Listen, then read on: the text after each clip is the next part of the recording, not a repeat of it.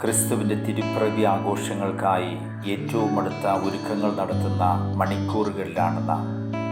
ഇന്നത്തെ വിചിന്തന വിഷയം വിശുദ്ധ ലൂക്കായുടെ സുവിശേഷം 1-ാം അധ്യായം 26 മുതൽ 38 വരെയുള്ള യേശുവിൻ്റെ ജനന അറിയിപ്പാണ്. പ്രധാനമായും 5 കാര്യങ്ങൾ ഇന്നത്തെ തിരുവചനത്തിൽ ശ്രദ്ധേയമാണ്.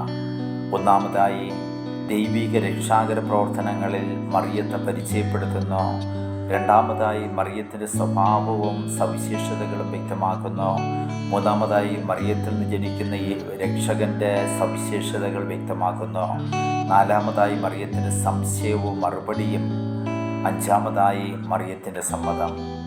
മംഗലവാർത്ത എന്ന പേരിൽ ഏറെ പ്രസിദ്ധമാണ് ഈ വചനഭാഗം. ഒരു കഥയുടെ തുടർച്ച എന്നതുപോലെ വിശുദ്ധ ലൂക്ക മറിയത്തെ പരിചയപ്പെടുത്തുന്നു. സ്നാപക യോഹന്നാൻ്റെ ജനന അറിയിപ്പിനും തുടർച്ചയായി യേശുവിൻ്റെ ജനന അറിയിപ്പ് ഇവിടെ ക്രമീകരിച്ചിരിക്കുന്നു. ലൂക്ക തൻ്റെ രചനാ വൈഭവത്തിലൂടെ സ്നാപക യോഹന്നാനെയും യേശുവിനെയും സമാന്തരമായി അവതരിപ്പിച്ചുകൊണ്ട് യേശുവാണ് വലിയവനെന്ന ബാല്യകാല വിവരണത്തിൽ സാക്ഷിക്കുന്നു. സ്നാപകൻ്റെയും യേശുവിൻ്റെയും ജനന വിവരണം അവതരിപ്പിക്കുക വഴി ഇരുവരെയും ഭാവി ശുശ്രൂഷകളെ വിശുദ്ധ ലൂക്ക ഇവിടെ പരസ്പരം ബന്ധിപ്പിക്കുന്നു. 2 വിവരണങ്ങളിലും ഗബ്രിയേൽ ദൂതനാണ് ദൈവത്തിൻ്റെ നിയോഗവുമായി എത്തുന്നത്. ഗബ്രിയേൽ എന്നാൽ ദൈവത്തിൻ്റെ ശക്തി എന്നാണ് അർത്ഥം.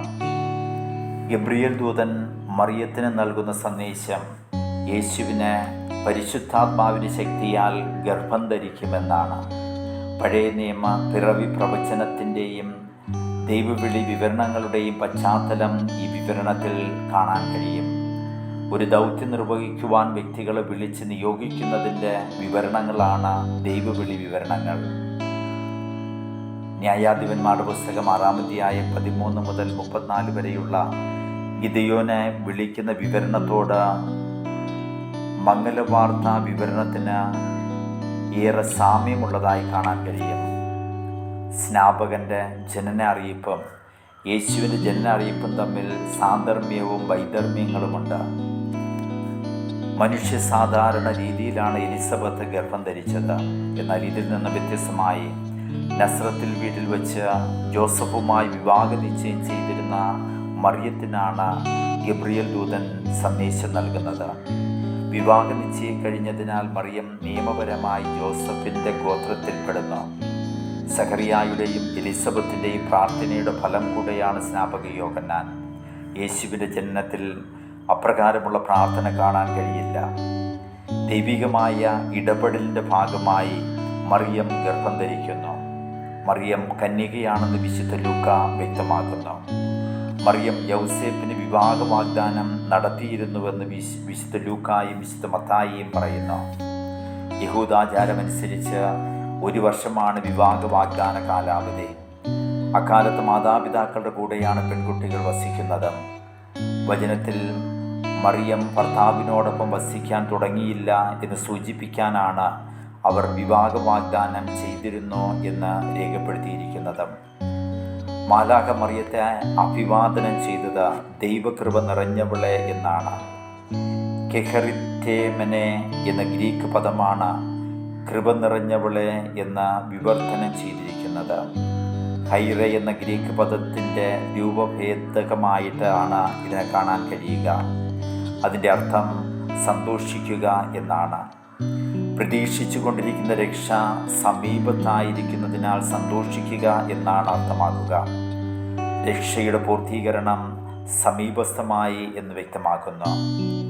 ദൈവത്തിൻ്റെ കൃപ മറിയത്തിൽ മാറ്റം വരുത്തിയിട്ടുണ്ട്. ദൈവത്തിൻ്റെ കൃപ ഒരു അനുഗ്രഹം മാത്രമല്ല, ദൗത്യവും ഉത്തരവാദിത്വവുമാണ്.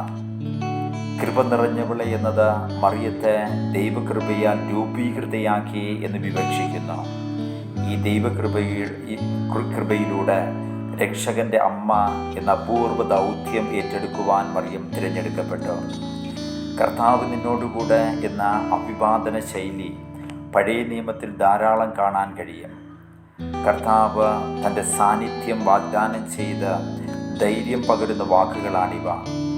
വിളിച്ചവരുടെ കഴിവുകൊണ്ടല്ല, മറിച്ച് വിളിച്ചവൻ്റെ സാന്നിധ്യമാണ് അവിടെ ശക്തി എന്ന് ഈ വചനം ഓർമ്മിപ്പിക്കുന്നു. പരിശുദ്ധാത്മാവ് നിന്റെ മേൽ വരും, പരിശുദ്ധാത്മാവിൻ്റെ ശക്തി നിന്നിൽ ആവസിക്കുമെന്ന വചസ്സ് ദൈവത്തിൻ്റെ സാന്നിധ്യവും ശക്തിയും വഴി ദൈവിക ഇടപെടൽ ഉണ്ടാകുമെന്ന സൂചന നൽകുന്നു. യേശുവിനെ മറിയം ഗർഭം ധരിച്ചത് ജഡപ്രകാരമല്ല, ദൈവിക രക്ഷാകര പ്രവർത്തനത്തിൻ്റെ ഭാഗമാണെന്ന് ഈ വചനം വ്യക്തമാക്കുന്നു. ദൈവത്തിൻ്റെ നവീന സൃഷ്ടിയാണ് യേശു, സദ്വാർത്തയാണ് യേശു. യേശുവിൻ്റെ അനന്യതയും ദൈവത്തിൻ്റെ രക്ഷാകര പദ്ധതിയുമാണ് മംഗലവാർത്തയുടെ അടിസ്ഥാനം. ശരണമുള്ള വിശ്വാസത്തിൽ നിന്നുയരുന്ന വ്യക്തതയോടും ഉറപ്പോടും കൂടെയുള്ള തികച്ച വിശ്വാസമാണ് ഇവിടെ അനിവാര്യമായിട്ടുള്ളത്. നൂതന സൃഷ്ടിയായ യേശുവിൽ നാം വിശ്വാസം അർപ്പിക്കണം. അവിടുന്ന് പൂർണ്ണ മനുഷ്യനും പൂർണ്ണ ദൈവവുമാണ്.